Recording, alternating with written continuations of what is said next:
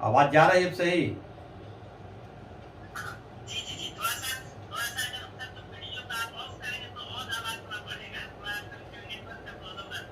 हाँ अच्छा ठीक है। तो फ्रीडम स्ट्रगल का एक टॉपिक हम आज उठा रहे हैं, रिवोल्ट ऑफ 1857, 1857 का विद्रोह। ठीक, आवाज जा रही है? अब आवाज नहीं जा रही, आवाज जा रही ना? ठीक ठीक, आप लोग चल दूसरे से। ठीक ठीक। तो 1857 के विद्रोह से जो सवाल पूछे जाते हैं उसमें मूलतः 4 टॉपिक होता है। पहला होता है उसका कारण, दूसरा होता है उसका विस्तार, तीसरा होता है विद्रोह के असफलता का कारण, और चौथा होता है उसका नेचर, उसकी प्रकृति, और पांचवा होता है कि टोटली ऑब्जेक्टिव सवाल में कि विद्रोह का नेतृत्व किसने कहां से किया। ठीक, जैसे बिहार से विद्रोह का नेतृत्व किया कुंवर सिंह ने, दिल्ली से किया वक्त खान और बहादुर शाह जफर ने, कानपुर से किया नाना साहब ने, झांसी से किया झांसी की रानी लक्ष्मीबाई ने, है ना, कानपुर से किया आपको नाना साहब ने, ग्वालियर से किए फिर यही कुंवर सिंह और तात्या टोपे ने, मेरठ से किए आपके कदम सिंह ने, है ना, देवी सिंह ने, मथुरा से किए कदम सिंह ने, हरियाणा से किए राव तुलाराम ने।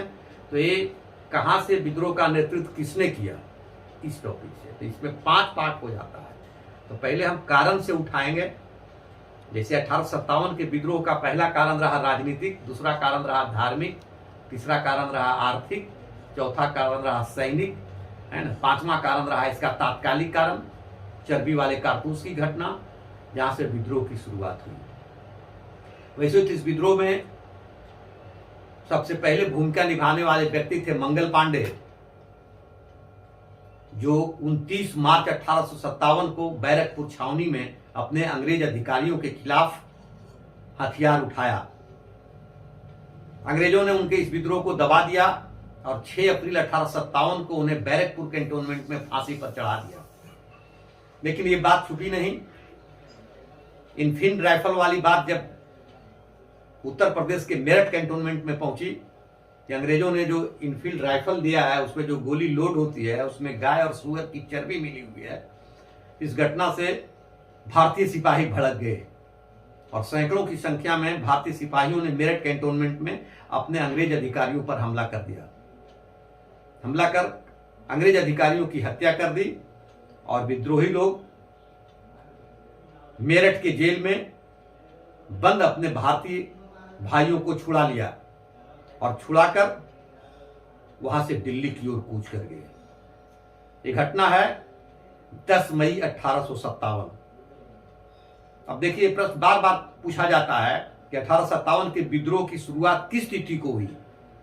तो मेरठ कैंटोनमेंट में जो विद्रोह हुआ 10 मई 1857 में, यही 1857 के विद्रोह की शुरुआत की तिथि मानी जाती है। 10 मई 1857 मेरठ कैंटोनमेंट के भारतीय सिपाहियों ने अपने अंग्रेज अधिकारियों की हत्या कर 10 मई को सुबह ही दिल्ली की ओर प्रस्थान कर गए। दिल्ली पहुंचते ही लोगों ने सबसे पहले चुंगी कार्यालय में आग लगा दी। दिल्ली की सड़कों पर अंग्रेजी साम्राज्य मुर्दाबाद का नारा लगाते हुए दिल्ली के लाल किला पर हमला कर दिया। दिल्ली के लाल किला में रह रहे थे अंतिम मुगल बादशाह बहादुर शाह जफर। विद्रोहियों ने कहा कि आप विद्रोह का नेतृत्व संभालिए। बहादुर शाह जफर ने विद्रोह का नेतृत्व संभालने से इनकार कर दिया। बहादुर शाह जफर का कहना था कि मेरी उम्र 80 वर्ष हो गई, मैंने आज तक तलवार को देखा नहीं, और ब्रिटानिया इतनी बड़ी हुकूमत और ताकत के खिलाफ मैं इस विद्रोह का नेतृत्व संभालने लायक नहीं हूं। तो विद्रोहियों ने कहा कि हम लोग सिर्फ यस सर, हम लोग सिर्फ आपके नाम का इस्तेमाल करेंगे। आप मुगल बादशाह हैं, आपके नाम से भारत के एक एक बच्चा से वृद्ध तक वाकिफ है। हम लोग फिर से आपके माथे पर ताज रखना चाहते हैं। हम लोग आपके नाम का इस्तेमाल करेंगे। फिर भी बहादुर शाह जफर तैयार नहीं थे, लेकिन विद्रोहियों के दबाव में जब विद्रोहियों ने कहा कि ऐसा नहीं करेंगे तो आप पूरे परिवार के सहित हम लोग आपका कत्ल कर देंगे, तब बहादुर शाह जफर ने अनचाहे ही विद्रोहियों के नेतृत्व को स्वीकार किया। अब विद्रोही लोग लाल किला पर कब्जा कर लिए, वहीं से लगभग दिल्ली में जहां तहां कत्लेआम मचाता हुआ वहीं से विद्रोह का प्रचार और प्रसार शुरू हो जाता है। विद्रोहियों ने दिल्ली में विद्रोह को समन्वित करने के लिए एक सैनिक कमेटी बनाई, जिसमें 6 सैनिक और 4 सिविलियन को रखा, जिसके अध्यक्ष वक्त खान को बनाया। पूरे विद्रोह में सही निर्णय लेने का काम यही कमेटी करती थी, जिसके अध्यक्ष नेता थे वक्त खान। तो सच पूछिए तो इस विद्रोह को समन्वित करने के लिए पूरे भारत में महत्वपूर्ण भूमिका निभाने वाला व्यक्ति था वक्त खान। बहादुर शाह जफर को नॉमिनल इस विद्रोह का नेता बनाया विद्रोहियों ने। यहां के बाद विद्रोह बढ़कर कानपुर पहुंचा, जहां विद्रोह का नेतृत्व नाना साहब ने किए।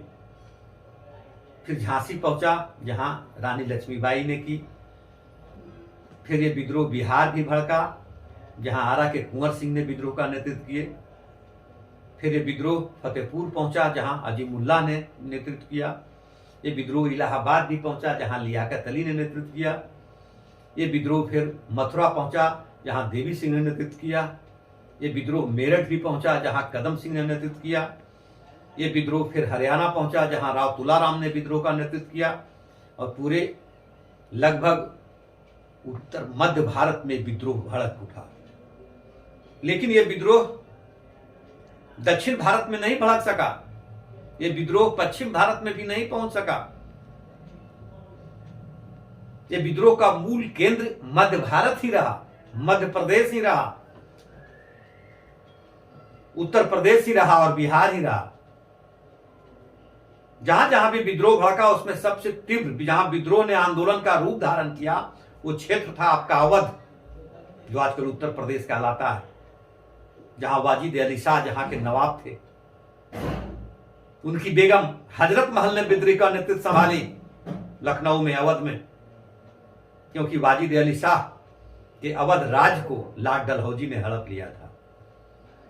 इस तरह ये विद्रोह के अनेकों कारण रहे हैं, लेकिन तात्कालिक कारण के चलते ये विद्रोह भड़का। लेकिन विद्रोह की शुरुआत अंग्रेजी राज में नौकरी करने वाले भारतीय सिपाहियों ने किया,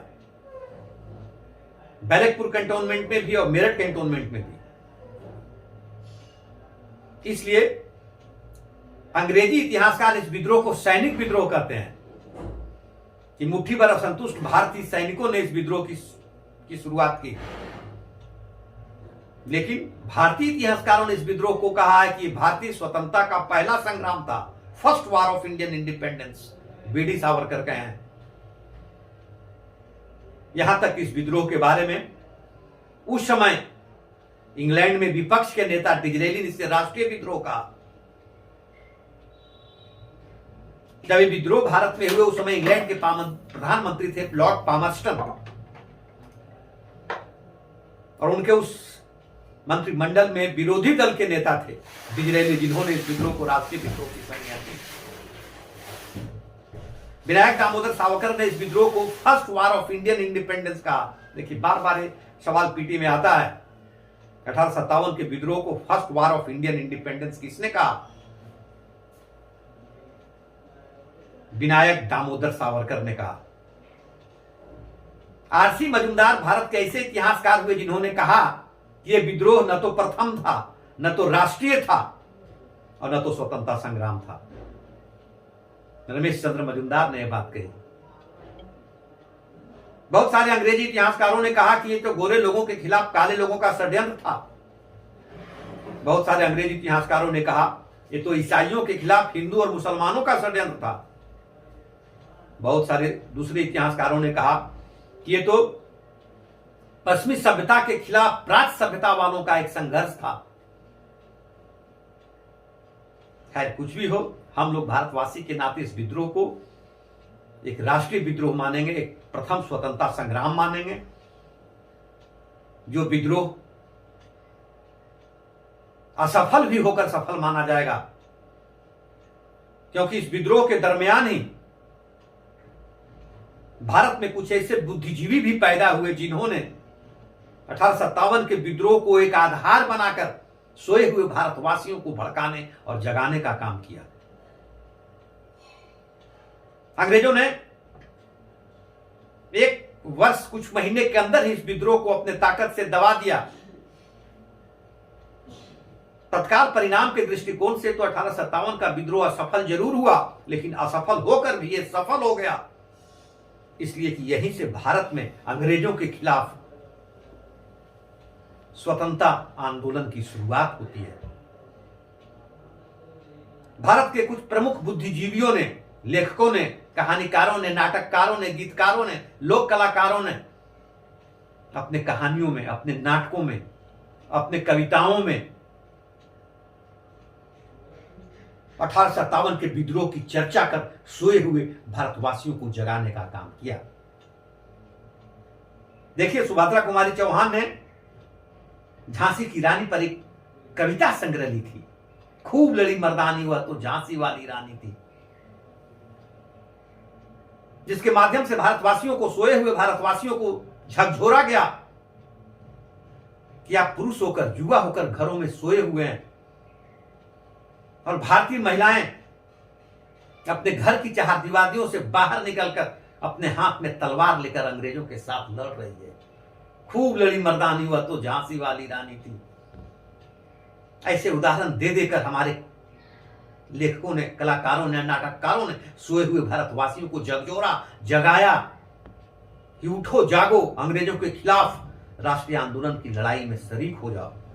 महिलाएं हैं जो संघर्ष कर रही हैं, तलवार चला रही हैं अंग्रेजों के खिलाफ, और आप हैं कि घरों में सोए हुए हैं।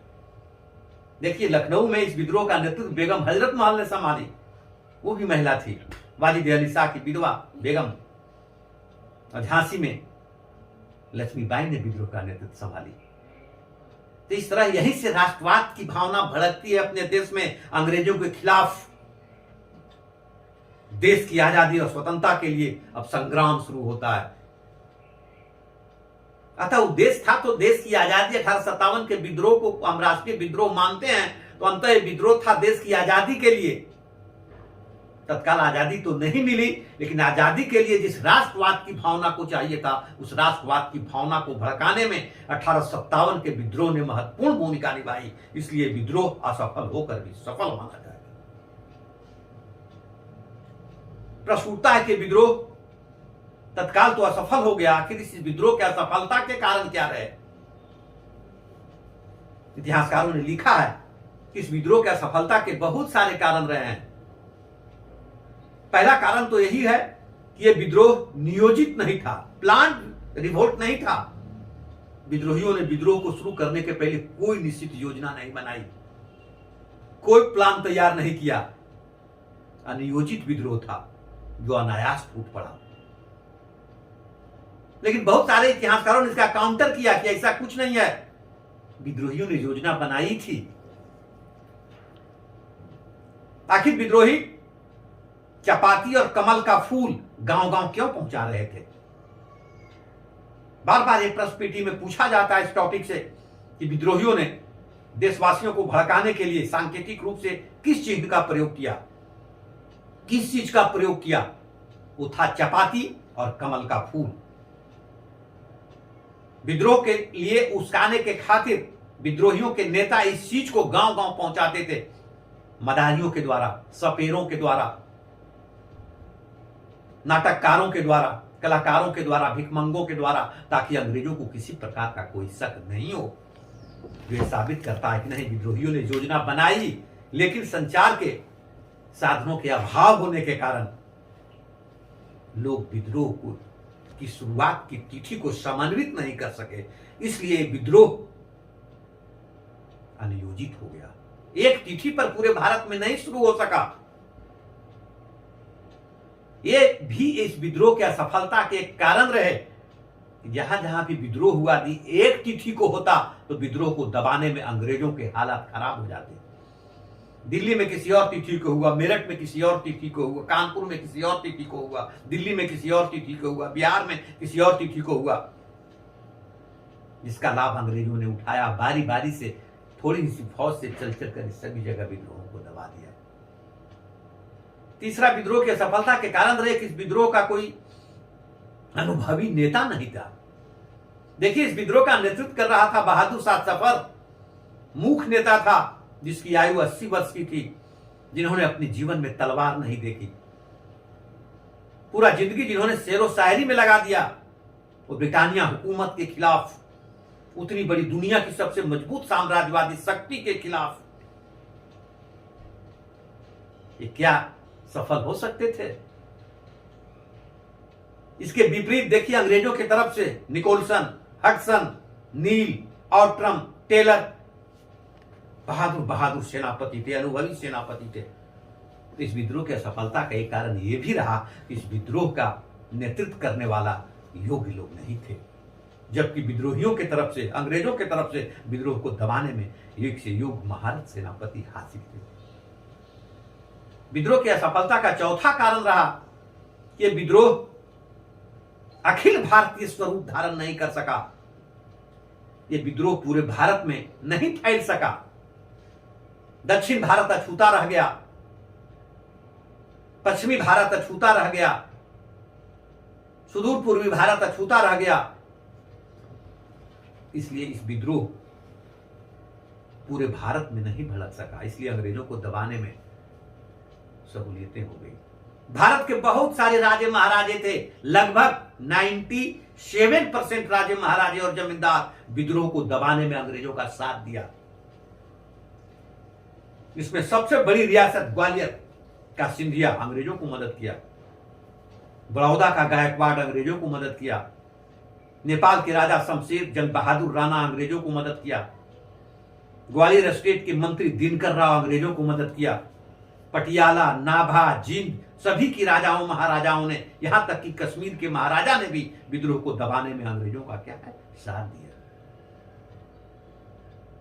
सिर्फ भारत के राजे महाराजे और नवाब इस विद्रोह को दबाने में विद्रोहियों की तरफ से लड़ाई किया होता तो शायद 1857 के विद्रोह में अंग्रेज बुरिया बिस्तरा बांधकर भारत से हमेशा के लिए क्या है, विदा हो गए होते। तो विद्रोह की असफलता के एक कारण यह भी रहा कि भारत के लोगों ने ही विद्रोहियों का साथ नहीं दिया।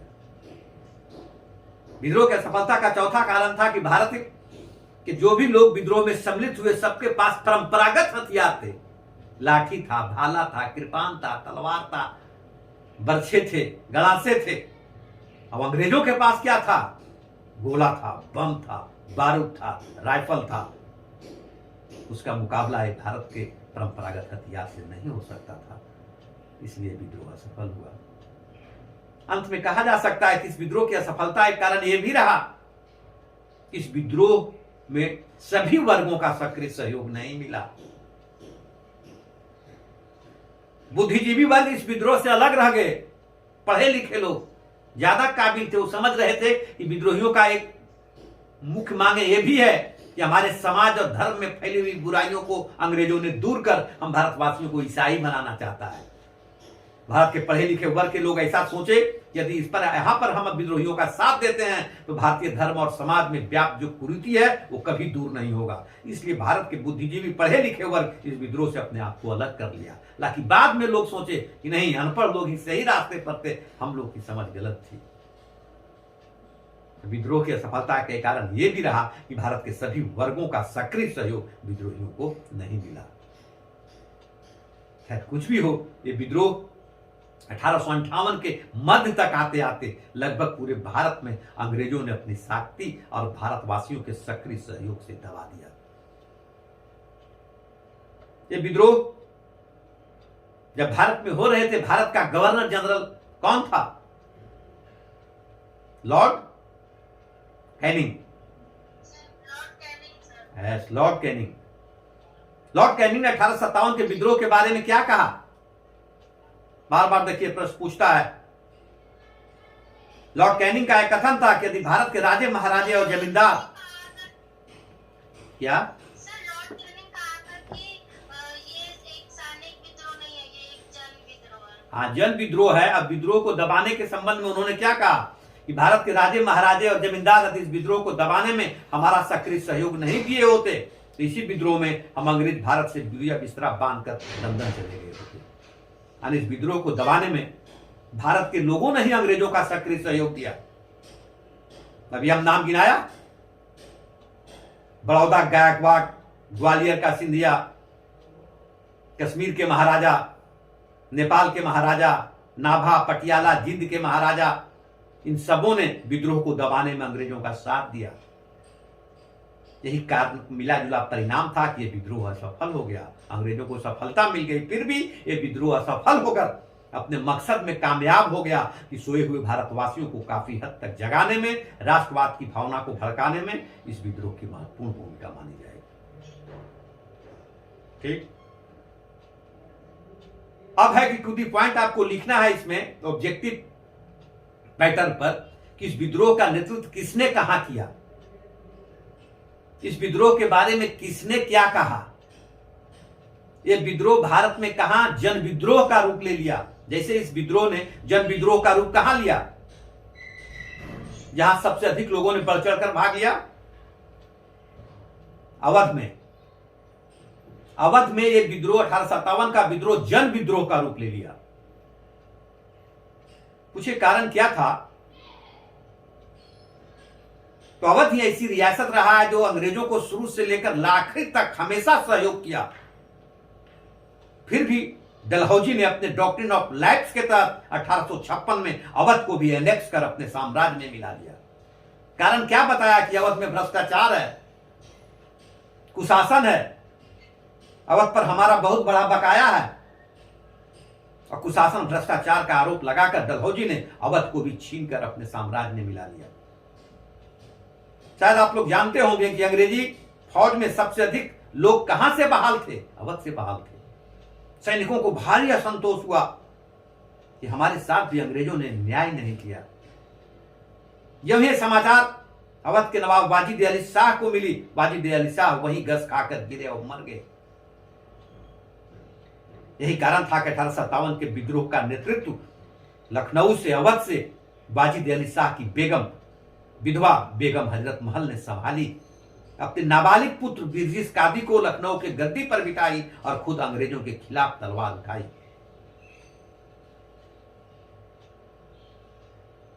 के विद्रोह की प्रकृति के बारे में अलग अलग विचार व्यक्त किए जाते हैं। अभी हम आपको कहा, कुछ लोगों ने कहा है 1857 का विद्रोह सैनिक विद्रोह था, सिपाही म्यूटनी था, एक मुट्ठी भर असंतुष्ट भारतीय सिपाहियों का एक संघर्ष था, लड़ाई था, म्यूटनी था। अंग्रेजी इतिहासकारों ने कहा है इसलिए कि इस विद्रोह की शुरुआत भारतीय सिपाहियों ने किया था। विद्रोह की शुरुआत भारतीय सिपाहियों ने जरूर किया, लेकिन जैसे जैसे विद्रोह अपना रास्ता पकड़ा, भारत के बहुत सारे वर्ग के लोग इसमें सम्मिलित होते चले गए।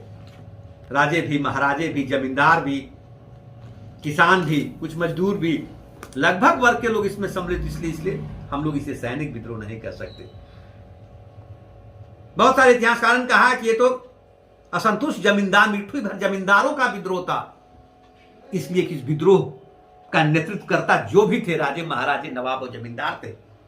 देखिए वाजिद अली शाह को, देखिए वक्त खान को, देखिए नाना साहब को, देखिए तात्या टोपे को, देखिए झांसी की रानी को, देखिए कुंवर सिंह को, देखिए अजीमुल्ला को, देखिए लियाकत अली को, देखिए देवी सिंह को, देखिए कदम सिंह को, देखिए राव तुलाराम को।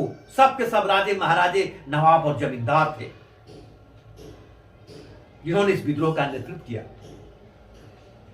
लेकिन 3% लोगों ने ही विद्रोह में सम्मिलित हुए, राजे, महाराजे और नवाब। 97% राजे, महाराजे, नवाब और जमींदार ने इस विद्रोह को दबाने में अंग्रेजों का साथ दिया। इसलिए इस विद्रोह की प्रकृति और स्वरूप को हम लोग सामंती भी नहीं कह सकते हैं।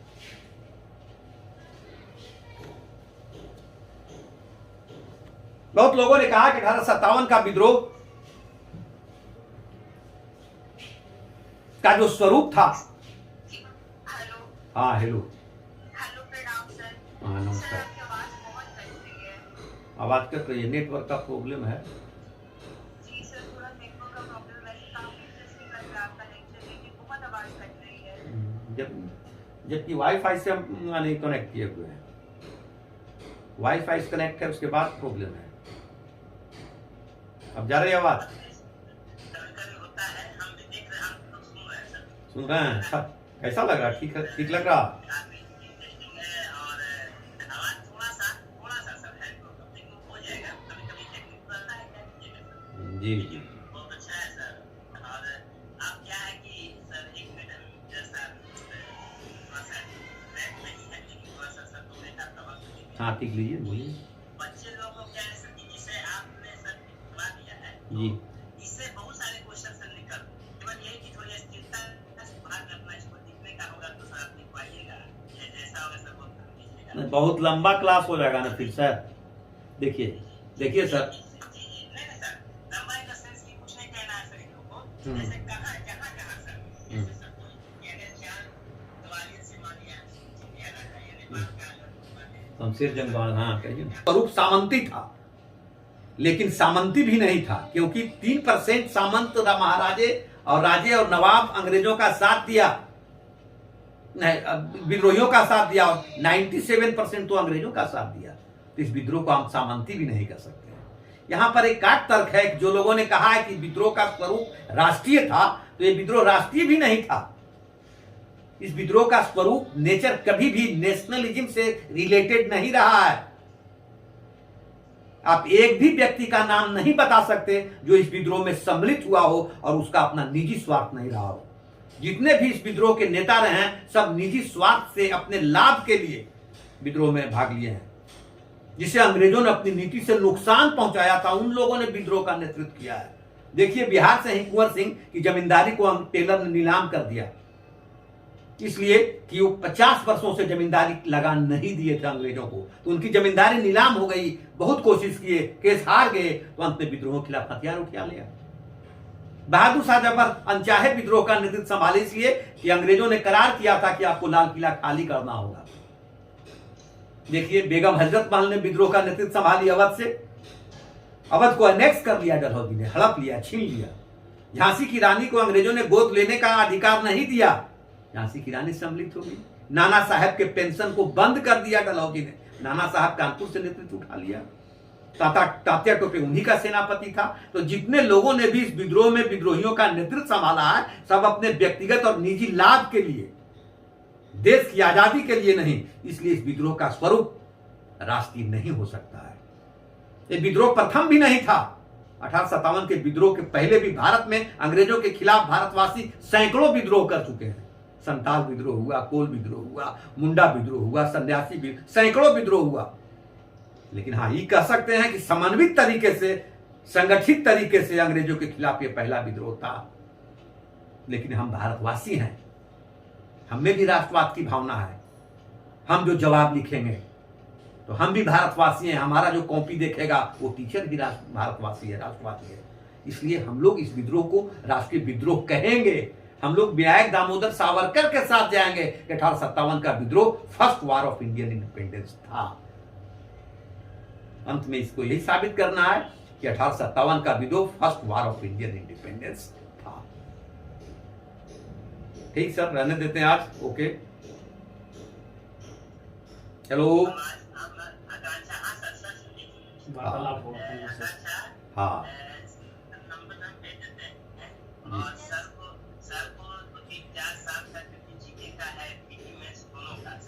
जी जी, हाँ आवाज आ रही है। हाँ, सिलेबस और क्वेश्चन बैंक, जी देखो। हाँ, फोकस करेंगे। हाँ हाँ हाँ, जी